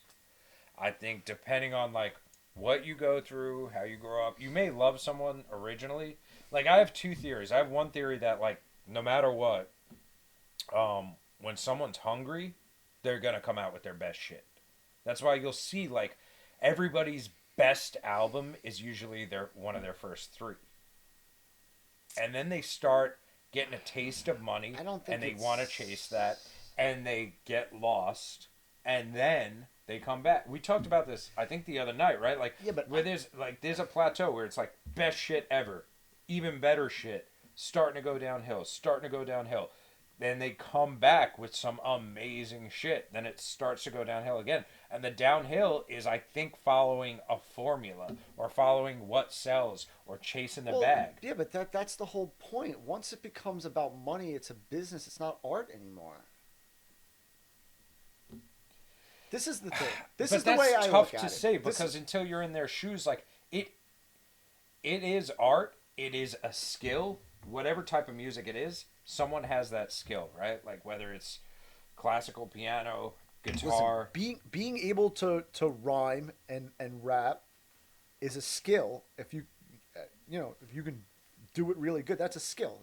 Some of these guys out there, it's absolutely a skill. 100%. But the idea is to be able to make money off of your skill. Do what you love. You never work a day in your life, right? Like that's the saying. So these people are doing what they love, but the idea is that they want to make a shit ton of money doing what they love. Okay, and sure. then once they make a shit ton of money, they want to make a shit ton more money. If you want to treat it like a business, that's fine. But that's all it is now. You're not creating art. You're creating a product. There's a difference. Yeah. That's You why can't you have call a it art. producer. You can't It's call It's it. always a production. No, listen. It's always a production. I explained this before. Music, like other forms of art, is an expression. You're expressing yourself through an art form, right? Once money comes into play, it's no longer an expression. Now you're just doing something to make money. Yeah, but everyone's got their own voice, right? Every artist has their own style or voice to express. 100%. However, every style or voice, even with like artists that paint, right? They're all inspired by someone. Mm-hmm. So there's nothing really original about it. I mean, there's an original story based off of that person, but their inspiration comes from somewhere else. Like nobody has. Well, that's just really the inspiration. Just has to do with style of which your art is, right? I mean, it's just the style of it. I took a little bit of this guy's style. I took a little bit of this guy's style, and I express myself through my style with inspiration through those styles, no matter what the art form is. But this is the reason why I think, in a lot of cases, the first album is better. It's because you don't have any money yet. Money's not. Yes. No, I totally agree. But that's what I'm saying. You're hungry. It's not about hunger. It's about I'm experiencing something. I've experienced something, and I'm expressing these feelings that are either whether they're anger or pain or sadness, whatever it is. You're getting that out through your art form, and it's real. When it's not real anymore, when you're manufacturing it, it's very hard to create something to give it that feeling. How are you gonna be real? Like, let's take Eminem for example, right? Mm-hmm. Trailer Perfect Park, example. singing about what he went through, rapping about what he went through, real, right? Like Very real. real. You feel the Very emotion in real. it. Yes. First album, great. Second album, great. Now he's a millionaire. Now he's on tour. Now he's got security. Now he doesn't, He doesn't have those problems anymore. yes. He doesn't And have he's a already shitty told his job that he story. got He's already fired from. expressed that pain and those feelings he had have already been expressed. Now what? Now is the next thing. I think the next thing, like if you follow the lineup, it's like D12, right? Well, I think the D12 album was, hey, these are my friends. Let's give them a voice and give them a fair shot at it. What'd you think about Devil's Night? I think I loved it when it came out. I don't think it really holds up over It's time. nostalgic when you listen to it Yeah, now, but of it's course. still, I think it's amazing. I think Eminem's verses are amazing. Everybody else, subpar. I wouldn't say subpar. I'd say they're sick. I'd say they're pretty sick, for sure. Okay. D12 World I didn't like so much, but Devil's Night was fucking tight. It's hard, man. It's hard because I've had this battle with the bands I started listening to. I mean, even when we were talking about Kid Rock, even taking Kid Rock for example, is Kid Rock as good as I thought he was when I went out and bought Devil Without a Cause? For the time, he was. Significant Other. But The like, Significant Other, the great album I thought it was. You know what I But mean? what you Listen, I compare- enjoy the album, but I'm not going to sit here and tell you that album's amazing. but see, here's the thing, like, It's amazing to me because of the time period and because of the nostalgia. It's You not know what just I'm saying? nostalgia, there was There's a lot of nothing- feelings mixed up with it. there was nothing to compare it to. True. You know what I'm saying? It was what it was, and it was the greatest at the time. Now you're looking 10 years later, you have thousands of different songs and artists to compare it to. So of course, Well, I it's mean, skewed. you could have compared him to Rage Against the Machine. I don't know. Rage Against the Machine is sick, and their older shit holds up now. Of course, Still, to still this day. one of the great. You could listen to any Because of their albums. they're like fucking Orwell's 1984. This shit just happens. It's still real music. It's Because what they were going on about, like what they were singing or rapping about, but same thing with System of a Down. is the same fucking story over and over Yeah, again. yeah. It's like a machine fucking just eating everything up, and it's Yeah. bullshit. Same with System of a Same Down. with yeah. System of a Down. All their stuff holds up. When did they break up? They broke up and they made another band. I remember Yeah, that. but apparently they're back together. Jerry's sending me new singles they're putting out. Oh, shit. Yeah, it's crazy. But they still never released an album. He sent me singles they came out with like 2 years ago and still never made I don't know what's going on. It's weird. They were touring again, I know that. I remember we went to South Carolina once, and I heard that song "They Say" about 75 fucking times that weekend. Is that the name of the song? Well, that was the other guy, Darren. It was like another band after they split up. Yeah. It was like what the guitarist I forget the or name of something that. like The guitarist made a band, and then Serge Tankian just went by Serge Tankian. Yeah, we kept listening to that song over A and over. lot, like an It was excessive funny. amount. Yeah. It was fucking. I really liked it the first few times.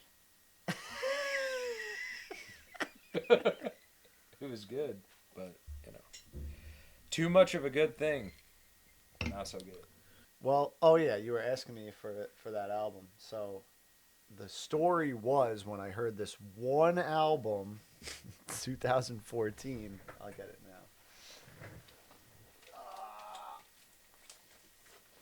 now. Sturgill Simpson's Metamon Sound Country Music. This blew me away as far as what country music could sound like now. I didn't know that. Like, I was under the impression that all country music was going to be garbage. It wasn't going to sound like the 60s, 70s, and into the 80s country music that I love. Till I heard that album. And then I was like, okay, now I have to keep digging and see how much more there is out there. And it's actually only be getting bigger. But that was one of the things I was going to talk about, too. Was like, I think there are like these lulls in genres where in the 2000s, where I think if you try to compare 2000s hip hop to 90s hip hop, or to hip hop in the 2010s and 20 into the 2020s where we have now, I think that's their lull. That was their weak point, where it was kind of like not, it was not as good as the other decades. Country music, I think their lull was the 90s and 2000s. I think the 90s and 2000s for country music was really bad, and then around 2010 it started to come back. And this is one of those albums that shows that it came back really good.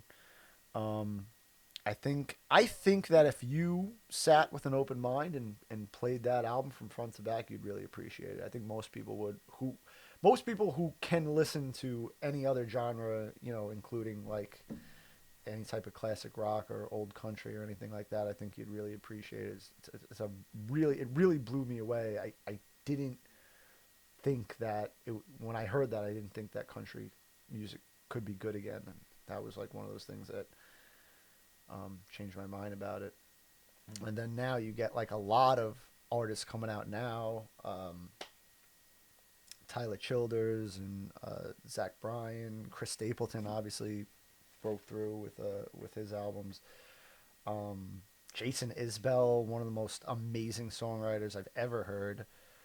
Coulter Wall, amazing songwriter. I mean, just a lot of artists now that really, really blew me away as far as new country music. That and it's funny because I'll have these conversations with people like, country music's like really bad. I'm like, the country music they play on the radio is very bad. It's 100% not what should be played on the radio, because like there's this idea where people are listening to these country music artists, and they have the country music artist awards or whatever on TV, and it's just all really bad. Like none of these guys are even invited, and it's crazy. It's like some of the best country music of all time is being made right now, and people are listening to this pop country garbage on the radio. It's just so infuriating. I feel like that's what we were talking about earlier, and that's kind of the same. Like, you have an artistry for whatever genre you're listening to, but that's not what gets the accolades. Have you ever seen MF Doom at an award show? No. It's a great point. You know what I'm saying? Like, it doesn't really matter the genre. Like, they could be amazing, but you'll never see an atmosphere. It's not. Yeah, there's no a fucking Black Thought, or like maybe at the Roots, right? I don't know. Even with the Roots, I don't even know if the Roots were ever invited to the Grammys. You know what I mean? I feel like they should have been. They definitely should have been. No, but were they? Like, the Roots are a pretty household name. Yeah, but I don't really remember them like on the radio that much or anything like that. I remember knowing about them, but I don't know. But it's always overshadowed by whatever is more mainstream. I wouldn't even say on the radio anymore. It's just like mainstream music. Mainstream, yeah. Right? Yeah. Because we do stream the shit out of it now. It's just the mainstreams are like what's going to be pushed. I think. But like I think, like you said, it's changing, and artists have more control over it now, and they have more exposure through just social media. But at the end of the day, like, social media could be manipulated. Like, there are ways to manipulate what people are going to see.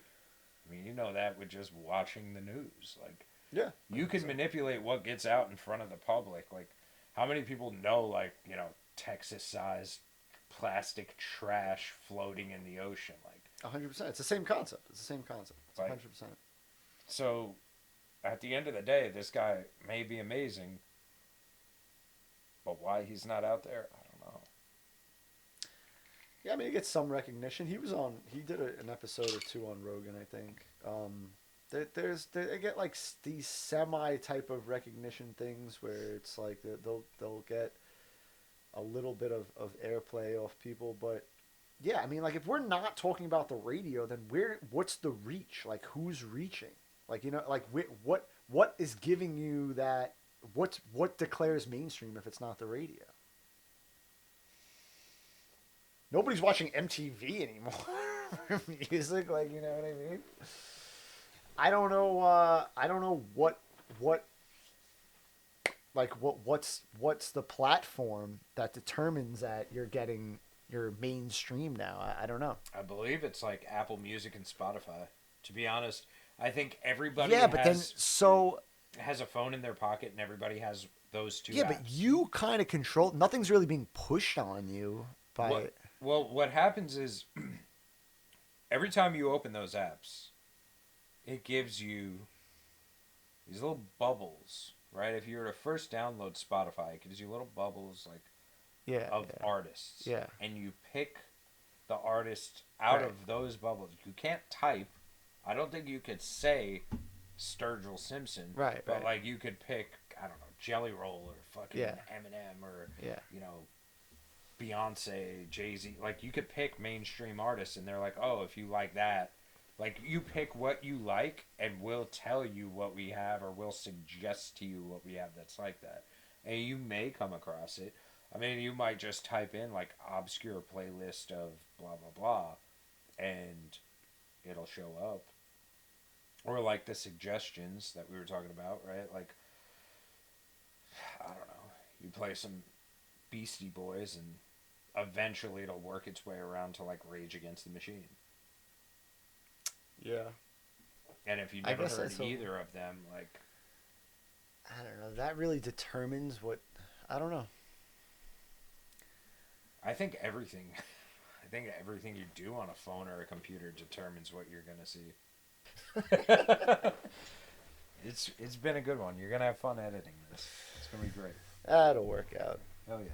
But Thanks for having me. It's been fun. I mean, thanks for coming on. I think we had some really good picks. I think it was a really good discussion. I mean, listen, man, I hope we could do this again real soon. For sure. But, you know, you live in Arizona, so see when the next time you can come through this. Well, next time I'm here, I'll be here. For sure. You know? All right, sounds good. We'll do some new picks. We'll have a good time. Yeah, Hell yeah. definitely another 3-hour episode. I'm down. I'm fucking down. Thanks for having me on, man. Oh, man.